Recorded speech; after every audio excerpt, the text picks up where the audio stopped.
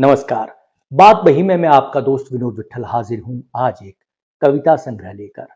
इस कविता संग्रह की खासियत यह है कि इस कविता संग्रह को लिखने वाले कवि जो हैं वो बहुत सिद्धहस्त कथाकार हैं और जिन्होंने बहुत प्यारे उपन्यास लिखे हैं, जो अपने बहुत महत्वपूर्ण नाटकों के कारण भी जाने जाते हैं, जो उन्होंने अनुदित किए हैं।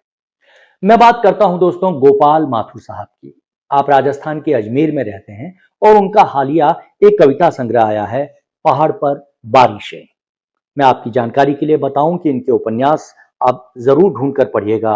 लौटता नहीं कोई, धुंधले अतीत की आहटें, ढलती शाम के साए, उदास मौसम का गीत, समय लिख रहा था वह दिन।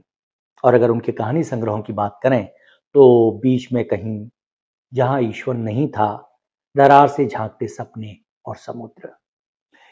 इतनी खूबसूरत इनकी कहानियां और उपन्यास होते हैं, यानी कुल मिलाकर इनका गद्य ऐसा होता है कि जिन्हें पढ़ते हुए लगता है कि इनके गद्य से हमेशा कविता रिश्ती रहती है। तो देखा जाए कि इनके कविता संग्रह में कविता किस तरह से हम तक आती है। आप देखिए कि एक गद्यकार का कविता संग्रह है और जिसमें इस संग्रह को उन्होंने 4 हिस्सों में बांटा है। इनके उपशीर्षक देखिए, उम्र के दिसंबर में प्रेम, कितना शानदार है।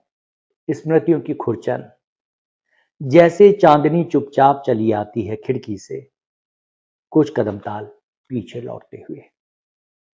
तो अब इसी संग्रह पहाड़ पर बारिशें, गोपाल माथुर के इस कविता संग्रह से सुनते हैं एक छोटी सी कविता।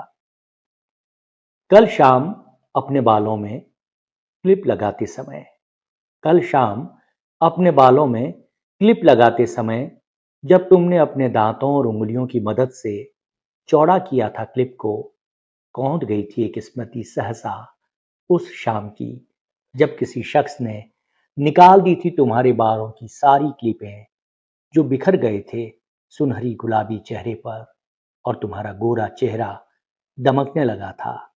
उग आए थे सुर्ख पलाश, लगा था जैसे चांद निकल आया हो गहरी अंधेरी रात में, मुंडेर के पीछे से चुपचाप। पहला चुंबन कौन भूलता है भला, पहला चुंबन कौन भूलता है भला। इस किताब को मंगवाइए, पढ़िए। पहाड़ पर बारिशें और लेखक हैं गोपाल माथुर, प्रकाशक रश्मि प्रकाशन।